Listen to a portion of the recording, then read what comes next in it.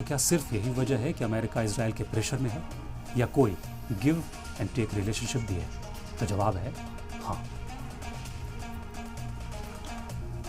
तो आइए इस गिव एंड टेक रिलेशनशिप को डिकोड करने की कोशिश करते हैं, जिसका पहला सिरा इजराइल और फलस्तीन के बीच लगातार जंग से जुड़ा है और दूसरा सिरा जुड़ा है इजराइल के विक्टिम कार्ड से। इजराइल क्यों अपने आप को विक्टिम बताकर पड़ोसी मुल्कों से साल भर जंग में उलझा रहता है? इसके पीछे अमेरिका और इजराइल के दरमियान फौजी ताल्लुकात की एक बेहद खतरनाक साजिश है। इसे आसान और सादा अल्फाज में समझते हैं, कॉम्बैट प्रूवन टेक्नोलॉजी, यानी जंग के मैदान में परखी हुई ताकत। अमेरिका इजराइल को सिर्फ एक दोस्त ही नहीं मानता, बल्कि एक तरह की मिलिट्री लैब के तौर पर भी इस्तेमाल करता है, क्योंकि इजराइल अपने आसपास के इलाकों के साथ मुसलसल टकराव और जंग की हालत में रहता है।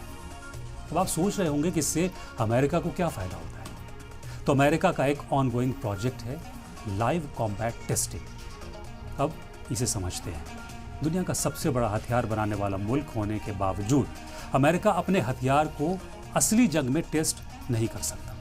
यहीं से इजराइल का रोल शुरू होता है, एक बड़ी साजिश को हकीकत में बदलने के लिए।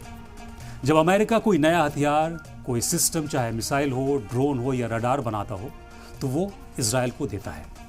इजरायली फौज उसे असली ऑपरेशंस में इस्तेमाल करती है, यानी लैब की जगह सीधे जंग का मैदान। और मिलता है रियल टाइम डेटा, जो अमेरिका के लिए असली ताकत है। जब ये हथियार इस्तेमाल होते हैं तो सिर्फ गोली या मिसाइल्स नहीं चलती, हर सेकेंड का डेटा रिकॉर्ड होता है। और यही अमेरिका की लाइव कॉम्बैट टेस्टिंग है। ये डेटा अमेरिकी कंपनियों के लिए किसी गोल्ड माइन या खजाने से कम नहीं होता। इस टेस्ट के बाद पता चलता है कि हथियार कितना सटीक है, मुश्किल हालात में कितना भरोसेमंद है, दुश्मन उसे रोक पा रहा है या नहीं, और जंग के दौरान उसे कितनी जल्दी दुरुस्त किया जा सकता है। इन डेटाज को फीडबैक लूप कहा जाता है। इजराइल से मिलने वाला ये डेटा अमेरिका को दो बड़े फायदे देता है। पहला, मौजूदा हथियार को और बेहतर बनाना, और दूसरा, मुस्तकबिल की जंग के लिए नए हथियार तैयार करना, यानी हर ऑपरेशन अगली जंग की तैयारी भी बन जाता है। मिसाल के तौर पर F-35 फाइटर जेट, ये दुनिया के सबसे एडवांस्ड फाइटर जेट्स में से एक है। इजराइल उन पहले मुल्कों में था जिसने इसे सिर्फ हासिल ही नहीं किया, बल्कि असली जंग में भी इसे इस्तेमाल किया। सीरिया में, जहां एडवांस्ड एयर डिफेंस सिस्टम मौजूद थे, इजरायली पायलट्स ने F-35 को उड़ाया, और वहां से मिलने वाला डेटा अमेरिका के लिए बेहद कीमती साबित हुए।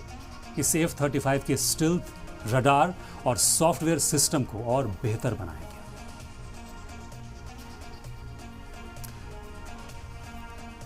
तो अमेरिका के लिए इजराइल को फौजी मदद देना सिर्फ सियासत नहीं, बल्कि एक स्ट्रेटेजिक इन्वेस्टमेंट है, क्योंकि इससे एक दोस्त मजबूत होता है और साथ ही अमेरिका अपने हथियारों को असली जंग में परखता भी है।